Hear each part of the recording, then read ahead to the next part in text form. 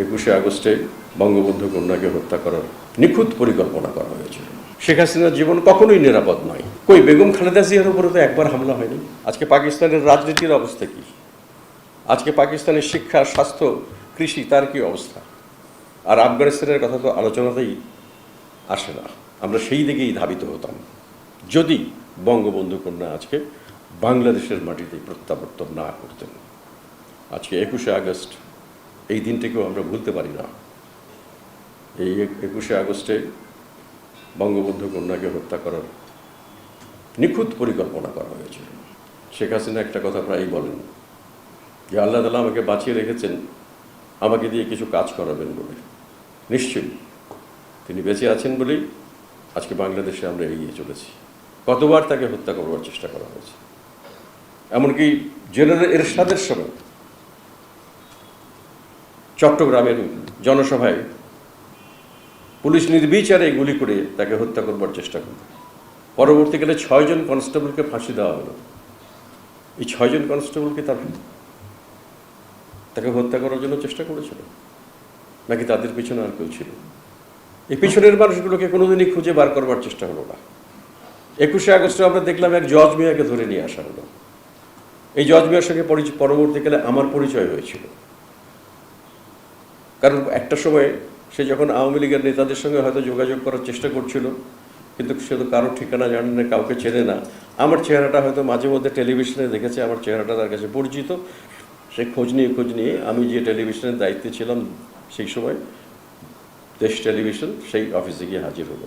এবং 21শে আগস্টে দেখুন, মামলার যাতে কোনো ক্লু না থাকে, ঘটনার পরবর্তী সময় মুহূর্তের মধ্যে দমকল বাহিনী এনে পানি ঢেলে সমস্ত আলামত নষ্ট করে ফেলা হলো। পৃথিবীতে কোথাও কোনো হত্যাকাণ্ডে আপনি দেখেছেন যে এইভাবে আলামত নষ্ট করা হয়? বরং পুলিশ সেই জায়গাটাকে প্রোটেক্ট করে যাতে আলামতগুলো নষ্ট না হয়। উল্টো কী হয়েছে, গ্রেনেড হামলার পরে পুলিশ গুলি করেছে। তো আজকে এই যে ধারাবাহিকভাবে যে ঘটনাগুলো আমি বললাম, এগুলো প্রত্যেকটি একটির সঙ্গে আরেকটি যুক্ত। শেখ হাসিনার জীবন কখনোই নিরাপদ নয়। শেখ হাসিনার পরিবারের সদস্যদের জীবন কখনোই নিরাপদ নয়, কারণ ওই স্বাধীনতার শত্রুরা তারা এখনো সক্রিয়, তারা এখনো ষড়যন্ত্র করছে।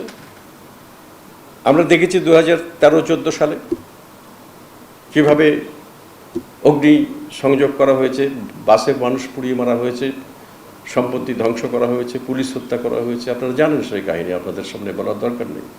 আমারই উপরে 2013 সালে 14ই ডিসেম্বরে আমার উপরে হামলা হয়েছে প্রকাশ্য দিবালোকে, এবং আমার সঙ্গে 4 জন সেদিন শহীদ হয়েছিলেন, নিহত হয়েছিলেন আমার দলের।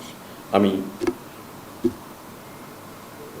আল্লাহর ইচ্ছায় হয়তো বেঁচে গেছি। কই বেগম খালেদা জিয়ার উপরে তো একবার হামলা হয়নি আজ পর্যন্ত। হয়েছে? আমাকে বলেন। কারণ আমরা তো ওই রাজনীতি করি না। আমাদের সম্পর্কে অনেক কথা বলা হয়, কিন্তু আমরা হত্যার রাজনীতি করি না। আমরা আন্দোলন সংগ্রাম করি, আমরা মানুষের কথা বলি, আমরা মানুষকে নিয়ে চলার চেষ্টা করি। আমাদের মাননীয় প্রধানমন্ত্রী বাংলাদেশের মানুষের কথা ভাবেন। ঢালাইয়ে দৃঢ়তা, নির্মাণে নিশ্চয়তা। প্রিমিয়ার সিমেন্ট, ঢালাইয়ের রাজা।